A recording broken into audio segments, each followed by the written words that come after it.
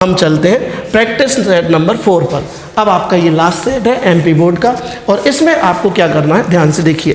Question number first आपसे क्या कहता है, ही डिड नॉट स्टडी वेल, उसने अच्छे से पढ़ाई नहीं की। ही फेल्ड, और वो फेल हो गया। कुछ भी हो गया, हमें उससे कोई मतलब नहीं। निर्देश देखिए दिया है, combine the pair of sentences using because. बड़ा सरल सेंटेंस है, बिकॉज एक रीजन बताता है और बिकॉज यानी होता है क्योंकि। तो पढ़कर देखिए, उसने पढ़ाई नहीं की, वह फेल हो गया।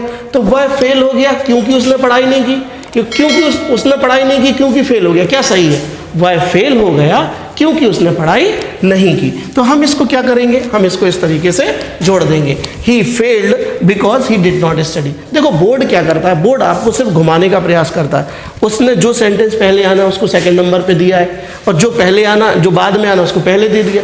बोर्ड ये मानता है कि बिकॉज को आप बीच में लगा दोगे और आपका वाक्य गलत हो जाएगा। पहले आप वाक्य को पढ़ लीजिए, वाक्य को पढ़ने के बाद सेंस वाइज आप वाक्य को बहुत अच्छे से जोड़िएगा। तो हम क्या करेंगे, he failed because he did not study, वह फेल हो गया क्योंकि उसने पढ़ाई नहीं की। चलिए चलते हैं सेकंड नंबर। तो कितना नंबर मिलना है, देखिए बार बार आपको ये आइकॉन आके कह रहा है कि 1 नंबर आपको मिलेगा। ये देखिए प्रैक्टिस सेट नंबर 4 में आपका क्वेश्चन नंबर 2 क्या है, a dog bit my friend. देख लीजिए फिर से, मैंने कहा था ना नेगेटिव बोर्ड जो देता है बनाने के लिए वो बड़ा घुमा हुआ देता है। क्या आप जानते हैं कि बाइट यानी दांतों को काटना और उसके तीनों फॉर्म क्या होते हैं? मैं बताता हूं आपको। बाइट के तीनों फॉर्म होते हैं, देखिए बाइट, बिट, बिटन। इसको अच्छे से याद रखिए, क्योंकि देखिए अगर बोर्ड अगर आपको ऐसी क्रियाएं दे रहा है जिनके तीनों फॉर्म आपको नहीं मालूम तो आपको थोड़ी परेशानी हो सकती है। अब बनाते हैं पर नेगेटिव। मैंने क्या कहा था, नेगेटिव बनाने के लिए हम सबसे पहले देखेंगे वर्ब को। हमने वर्ब से बात की, वर्ब यहाँ लिखिए BIT बिट। अब मुझे लगता है कि ये फर्स्ट फॉर्म है वर्ब का। तो देखिए आगे लिखा है डॉग, और डॉग कितना है, सिंगल। यदि सिंगल सब्जेक्ट होता है तो वर्ब में SES लगा रहता है, ये हमें मालूम है। यहाँ SES नहीं लगा, यानी ये फर्स्ट फॉर्म नहीं है। ये कौन सा फॉर्म है, सेकंड फॉर्म। और सेकंड फॉर्म को हम डिड नॉट से नेगेटिव बनाते हैं, ये तो हम जानते हैं। तो हम आ डॉग डिड नॉट। अब फर्स्ट फॉर्म बिट का क्या होता है, बाइट। ये बात ध्यान रखना, बाइट, बिट, बिटन। बाइट इन्हें दांतों से काटना, second form bit, third form bitten. तो यहाँ बाइटन और बिटन दोनों फॉर्म एक्सेप्टेड हैं इंडिया में, इसलिए आप इस पर ज़्यादा वो ना सोचें। यहाँ पर आप ध्यान दें कि जैसे ही आपने डिड नॉट लगाया, डिड नॉट के बाद आपको बाइट लगाना है और इस तरीके से सेंटेंस बनाना है। नंबर मिलेगा आपको 8। Yes, you will get certainly 1 mark if you will do it as same as I did. जैसा मैंने किया वैसा आपने कर दिया ना, तो आपको भी 1 नंबर मिलेगा। चलते हैं क्वेश्चन नंबर 3 पर।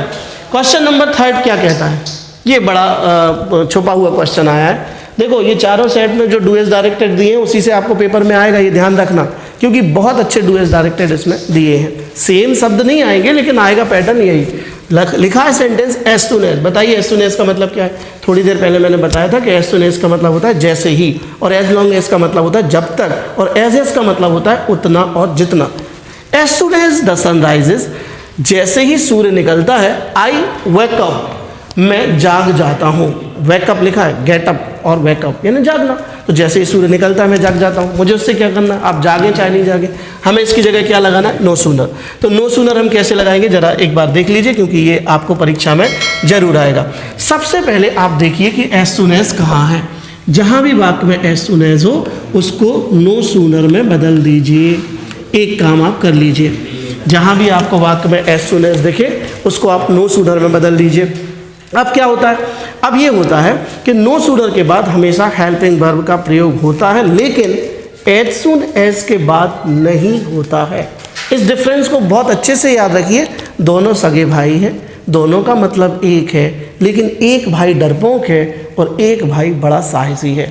साहसी कौन है, एज सून एज। देखिए एज सून एज वाले वाक्य के में आपको सहायक क्रिया नहीं दिखेगी, लेकिन जो नो सूनर साहब हैं वो भी बिल्कुल जुड़वा भाई है इसके एज सून एज के। ये कहते हैं हम तो भैया घर से निकलेंगे तो मुझे तो कुछ सहायक लोग चाहिए, नहीं तो मैं घर से बाहर नहीं जाऊंगा। ठीक है, कोई दिक्कत नहीं। अब सहायक अपन कहाँ से देंगे, मुख्य क्रिया से। देखिए क्या लिखा, राइजेस। अगर वर्ब में SES जुड़ा है तो निश्चित रूप से उसका सहायक होगा डज।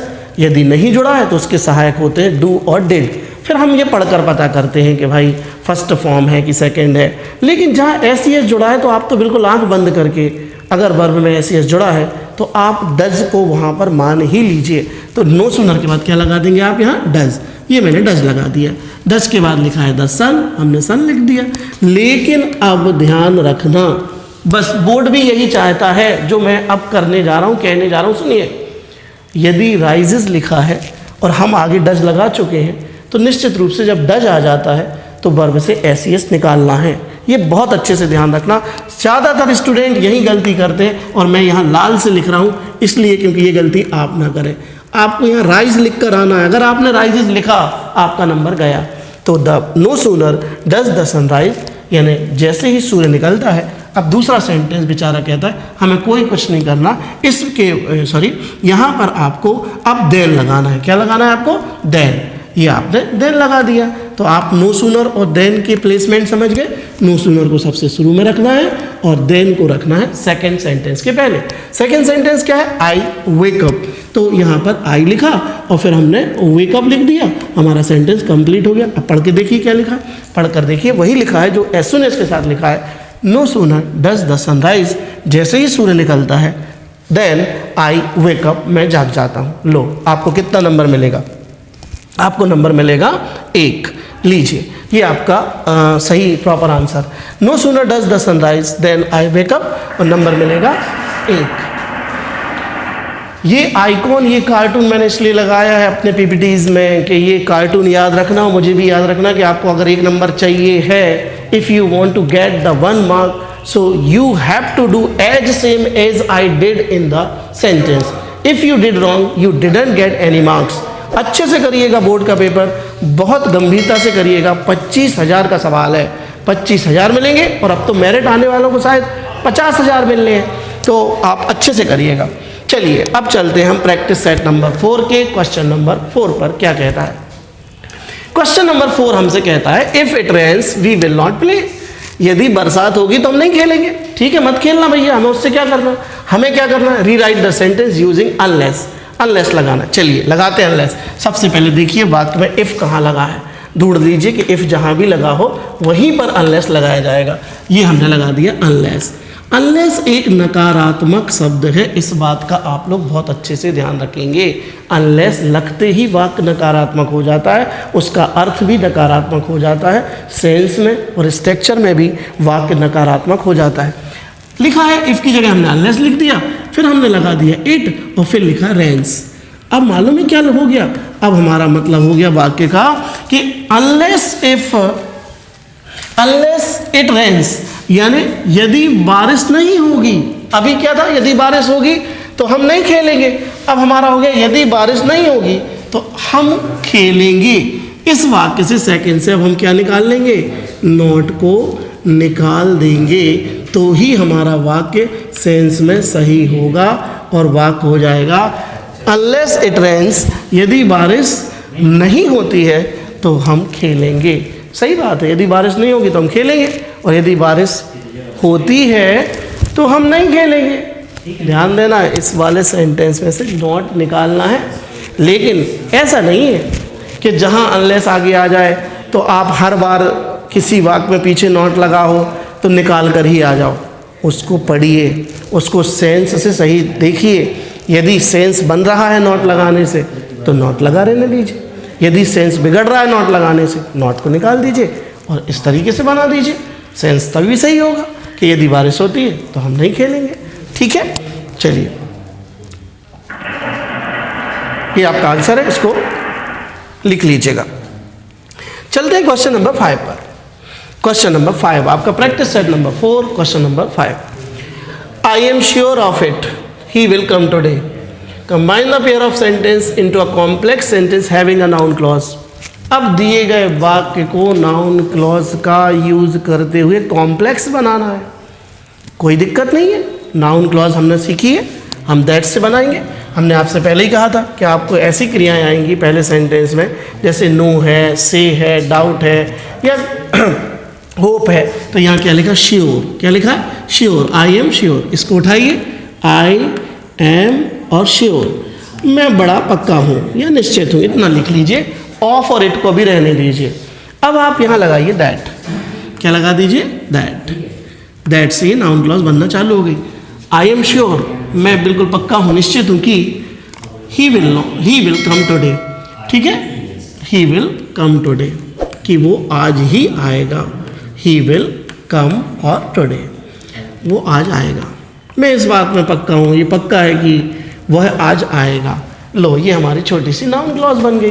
तो I am sure that he will come today, ये हमारी नाउन क्लॉज बन गई। हमने उसको दैट से जोड़ दिया है, ध्यान दीजिए, कुछ नहीं किया। सेकंड सेंटेंस को ज्यों का त्यों लिख दिया है। इस सेंटेंस में से ऑफ और इट को निकाल लिया है। और जैसे अभी हमने थोड़ी देर पहले आपको नाउन क्लॉज बताई थी, वहाँ पर सीम्स आया था तो हमने सीम को लेकर के सेंटेंस शुरू कर दिया था इट से, वैसे ही आप यहाँ पर ठीक आई एम श्योर को लीजिए, दैट लगा दीजिए, ही विल कम टुडे को लिख दीजिए। आपका प्रॉपर आंसर क्या होगा ये देख लीजिए, I am sure that he will come today, ये आपका एग्जैक्ट आंसर है, जिसके आप रजिस्टर पे लिख सकते हैं और 1 नंबर ले सकते हैं।